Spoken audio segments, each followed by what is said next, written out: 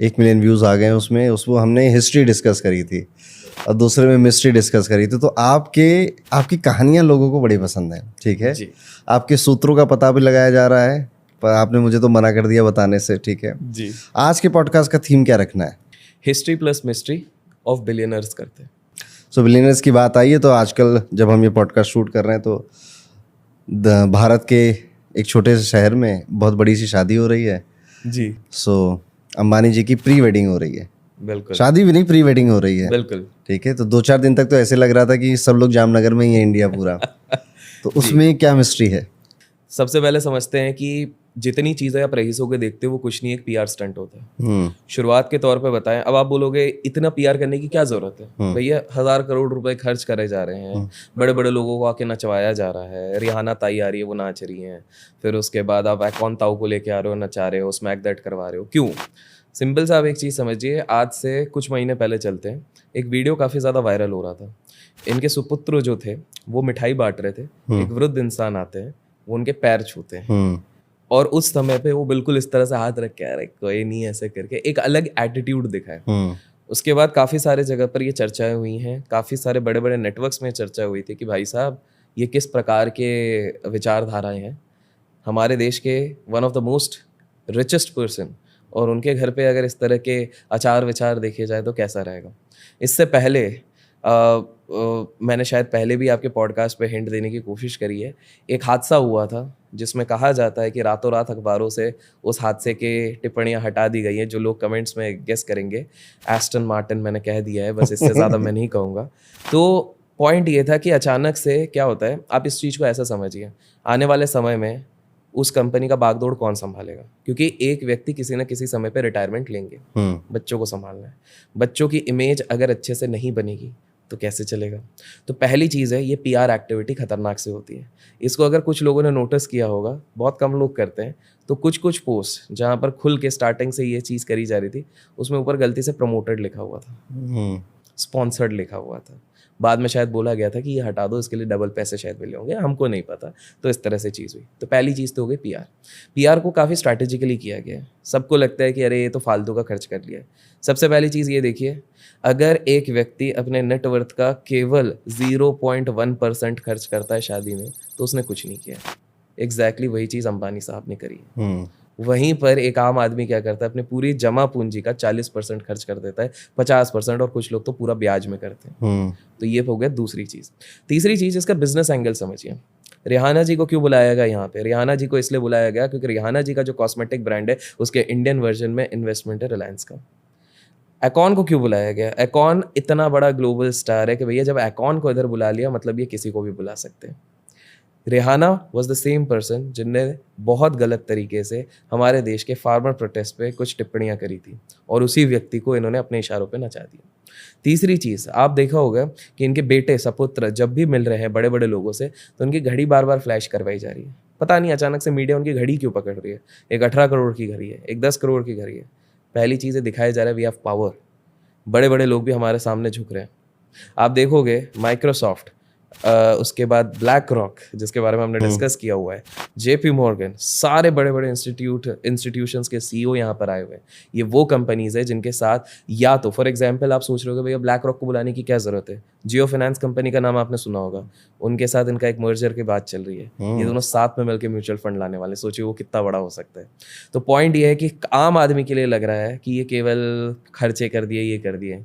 इसको अगर बिजनेस के टर्म्स में देखा जाए तो ये एक्सपेंस शीट में जाता है, उसका डिडक्शन ले लिया जाता है। अगर इसको नेटवर्क के इससे दिखाया जाए तो दिखाया जाता है हम पावरफुल कितने हैं।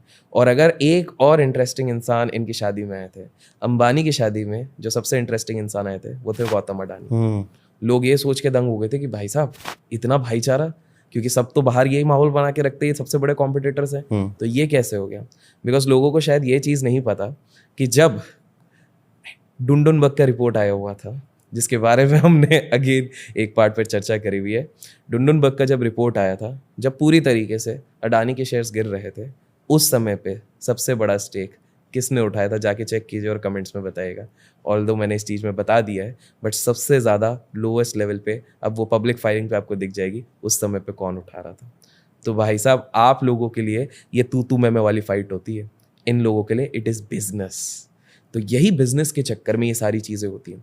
तो अरुण जी, एक चीज़ समझिए कि ये बिलियनर्स का पूरा गेम ही अलग चलता है। एंड बिकॉज आपने शादियों की बात करी तो मैं एक फैक्ट बताना चाहता हूँ जो थोड़ा विवादित हो सकता है, लेकिन मैं चाहता हूँ आपके जितने लोग देख रहे हैं वो मेरे को अगर प्रूव कर सकते हैं कमेंट्स में रॉन्ग प्रूव कर दें, ठीक है। Modern day billionaires are not happy with their relationships. Hindi में अगर कहूँ, सबसे ज़्यादा मॉडर्न डे बिलियनर्स का डाइवोर्स होता ही होता है, और ये इतिहास गवाह है। आप पूछोगे कैसे? मैं इतिहास के विद ड्यू रिस्पेक्ट, मेरे को सारे बिलियनर्स के लिए रिस्पेक्ट है क्योंकि उनने जो उखाड़ा है वो बहुत लोग नहीं कर सकते in their life time. But let's talk about the facts. आप बोलोगे अरे तू विदेशियों के साथ कंपेयर मत कर भारत, तो मैं भारत से शुरू करता हूँ फिर विदेशियों पे जाता हूँ ना, चलेगा? तो भारत से अगर मैं शुरू करता हूँ, भारत के अगर बिलियनर की बात करें, निखिल कामत जी जो सेल्फ मेड बिलियनर हैं, ज़ीरोधा के को फाउंडर हैं, वो खुद डाइवोर्स फाइल कर चुके हैं। Kunal Shah ji, again inspiration for so many people, CRED आपने नाम सुना ही होगा, उसके मालिक, he has filed for divorce, kind of same. तो आप बोलोगे चलो ठीक है, इंडिया के तुमने बता दिया, बाहर की बता दो। बाहर भाई रिचेस्ट लोगों की बात करते हैं, जेफ बेजोस, ये तो चर्चे पे ही थे, डाइवोर्स ही हैं। उसके बाद आप बोलोगे बिल गेट्स ने भी फाइनली डाइवोर्स ही है। आप बोलोगे अरे ये सब तो चलता है। आप बॉलीवुड में जाके झांक के देखिए ना, आपको क्या दिख रहा है? ऋतिक रोशन, किसी ने सोचा था बचपन का प्यार कहते थे, but still file for divorce. मैं यहाँ पर ये नहीं कह रहा हूँ कि कोई खुश है कि उदास है, मैं सिंपल सा कह रहा हूँ डाइवोर्स है। अब आप सोच रहे हो कि क्यों? सिंपल सी बात है, एक बिलियनर का माइंडसेट इतना ज़्यादा ओपन रहता है, इतना ज़्यादा कॉम्प्लिकेटेड रहता है मॉडर्न डे बिलियनर का, कि उसके पास उतना समय नहीं होता कि वो रिलेशनशिप को समय दे पाए, और इसी चक्कर में कुछ ना कुछ तो सैक्रिफाइस करना पड़ता है। दे सैक्रिफाइस रिलेशनशिप्स। तो विदेश की बात कर ली हमने, मैरिजेस की बात कर ली, कोई शेयर मार्केट में ऐसी कहानी हो जो नई हो? हाँ, तो अच्छा, एक ऐसा किस्सा है जो शायद आप लोगों के ऑडियंसेस को नहीं पता होगा, लेकिन उनको लिए होमवर्क तो है। ये लोग अब खुद जाएंगे, सर्च करेंगे ये व्यक्ति का नाम क्या है। इतना तो कर सकते हैं। आपको लगता है कर पाएंगे? बिल्कुल करेंगे, अभी तक करके हैं, तीसरे में भी कर देंगे। मेरे को इस पे थोड़ा डाउट है, बट चलिए शुरू करते हैं इस कहानी को। पूरी लेजिट कहानी है। तो एक किस्सा है, मतलब जस्ट इमेजिन कीजिए कि एक व्यक्ति शेयर बाजार का, वो एक 250 साल पुरानी बैंक, एक व्यक्ति की बात कर रहा हूँ, 250 साल पुरानी बैंक जो 6 लाख करोड़ से ज्यादा का व्यापार करती है, उसको रातों रात डुबा देती है। जानने में हैरानी होती है। वेल, ये कहानी शुरू होती है बाहर से। एक व्यक्ति होता है जिसको बहुत ज़्यादा उम्मीदें रहती है अपनी लाइफ से, एम्बिशियस रहता है, उसको बहुत सारी चीज़ें अचीव करनी रहती है, और ये व्यक्ति पहुंच जाता है सिंगापुर में उस समय की एक बहुत बड़ी इन्वेस्टमेंट बैंक में वो अप्लाई करता है। वहाँ पर वो नौकरी करने की कोशिश करता है। नौकरी करते करते उसको दिखता है कि भैया सिंगापुर के जो ट्रेडिंग फर्म है वहाँ पर बहुत ज़्यादा बड़े अमाउंट में ट्रेडिंग हो रही है, लेकिन बिकॉज ये नया होता है ना, नए न्यू कमर्स को आप डायरेक्ट तो भेजेंगे नहीं कि भैया तुम बड़े बड़े जाके ट्रेड करो। तो इस व्यक्ति को बोला जाता है काम करो भाई, तुम पहले सीखो, ये डॉक्यूमेंट लिखो, ये सारे साइन वाइन करो, ये सारी चीज़ें करो। तो वो बंदा ये सारी चीज़ें करता है। उसके बाद क्या होता है कि उसका इंप्रेशन अच्छा जमने लगता है, जिसके चक्कर में धीरे धीरे वो एडवांस करने लगता है, और एडवांस करते उसको फाइनली ट्रेडिंग फ्लोर में घुसने का मौका मिलता है। ट्रेडिंग फ्लोर देखिए बेसिकली क्या होता है, अगर हम पुराने ज़माने में जाएं, या आज से 20 साल पहले की अगर मैं बात करता हूँ, जैसे आपने स्कैम मूवी में देखा है, स्कैम मूवी में क्या होता है, फ्लोर होता है, लोग चिल्ला चोट करते हैं। तो ये कंसेप्ट एक्चुअली में आया है विदेश से। अच्छा, विदेश में यही होता था, पिट बोलते थे, पिट। तो इस पिट में आके सब शोर शराबा करते थे, ये सारी करते थे, ट्रेड करते थे, उंगली दिखाते थे, और उसके हिसाब से वो ट्रेड करते थे। अब यहाँ पर क्या हो गया कि ये व्यक्ति को भेजा गया कि भाई तुम वहाँ पे जाके धीरे धीरे ट्रेडिंग करो, और स्टार्टिंग से इसका नसीब अच्छा था, लक अच्छा था, जिसके चक्कर में इसके कुछ ट्रेड्स अच्छे चल रहे थे, तो इसके इंप्रेशन जमी। इस बार इसके फाउंडर्स ने, ओनर्स ने बोला कि काम करो, तुमको हम परमानेंटली यहाँ पे शिफ्ट कर रहे हैं, तुम जाके यहाँ पर मार्केट में ट्रेड करो सिंगापुर में, तुम्हारे अंदर हम कुछ बंदे भी दे रहे हैं। बंदे मतलब जैसे टीम मैनेजर हो गया, टीम मैनेजर के अंदर 3-4 बंदे दे दिए, बोले तुम जाके यहाँ पे ट्रेड करो। वो बंदे ने शुरू करी ट्रेड।